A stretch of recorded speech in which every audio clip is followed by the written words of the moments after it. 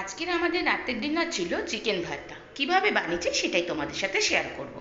প্রথমে চিকেনটাকে নুন দিয়ে সেদ্ধ করে নিয়ে চিকেন আর স্টকটাকে আলাদা করে নেব, আর চিকেনটাকে ছোটো ছোটো টুকরো করে নেব। এবার নিয়ে নিলাম পেঁয়াজ কুচি, টমেটো কুচি আর লঙ্কা কুচি। আর ফোড়নের জন্য নিলাম সাজিরা, সামরিচ, কালো মরিচ, এলাচ আর লবঙ্গ। এবার আমি সাদা তেল নিয়ে নিলাম, আর এদিকে মিক্সির বাটির মধ্যে আমি কিছুটা কাজু বাদাম আর দুধ দিয়ে পেস্ট করে দিলাম এবং আদা রসুনও পেস্ট করে দিলাম। এবার তেলটা গরম হলে আমি ওই শুকনো ফোড়নের জিনিসগুলো দিয়ে দিলাম। ফোড়নটা হয়ে গেলে ভালো করে ভেজে নিতে হবে। তারপর দিয়ে দেবো পেঁয়াজ কুচি। পেঁয়াজ কুচিটা দিয়ে খুব ভালো করে লাল করে ভেজে নিতে হবে। এদিকে আমি টক দইটাকেও ফেটিয়ে রেখে দিলাম। এবার পেঁয়াজটা ভাজা হয়ে গেলে দিলাম লঙ্কা কুচি আর টমেটো। টমেটোটা আর লঙ্কা কুচিটা খুব ভালো করে মিশিয়ে নেবো, আর কিন্তু নুন দেবো না, কারণ আমি স্টকে কিন্তু নুন দিয়ে মাংসটা সেদ্ধ করেছি, স্টকটাও আমি ব্যবহার করবো, সেই জন্য আমি এখানে নুন দেবো না। এবার দিয়ে দিলাম আদা রসুন বাটা। আদা রসুন বাটাটাকে দিয়েও খুব ভালো করে মিশিয়ে নেবো, যাতে আদা রসুনের গন্ধটা চলে যায়। এবার আমি নিয়ে নেবো কিছু গুঁড়ো মশলা, দিয়ে দেবো লঙ্কা গুঁড়ো, জিরে গুঁড়ো আর হলুদ গুঁড়ো। এই গুঁড়ো মশলাটা ওই ভাজা পেঁয়াজের মধ্যে দিয়ে দেবো।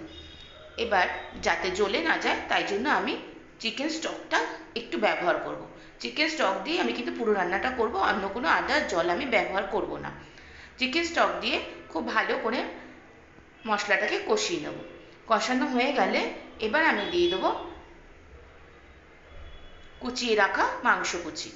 মাংসগুলো দিয়ে খুব ভালো করে আবার মিশিয়ে নেবো মশলার সাথে। ভালো করে কষানো হয়ে গেলে দিয়ে দেবো টক দই। টক দইটা দিয়েও খুব ভালো করে কষিয়ে নেবো। ভালো করে কষানো হয়ে গেলে দিয়ে দেবো কাজু বাটা। কাজু বাটাটা দিয়ে কাজু বাটার মধ্যে কিছুটা জল দিয়ে, যে লেগেছিল যে স্টক কাজুটা, সেটা জল দিয়ে ধুয়ে আবার মশলার মধ্যে দিয়ে দিলাম, আর চিকেন স্টকটা পুরো দিয়ে দিলাম। এবার ভালো করে ঢেকে মাংসটা রান্না করতে হবে। মাংস থেকে তেল ছেড়ে আসলে আর মাখো মাখো হয়ে আসলে এর মধ্যে আমি দিয়ে দেবো সেদ্ধ করে রাখা ডিমটা কুচি করে। ডিমটাকেও খুব ভালো করে মিশিয়ে নিতে হবে মাংসের সাথে।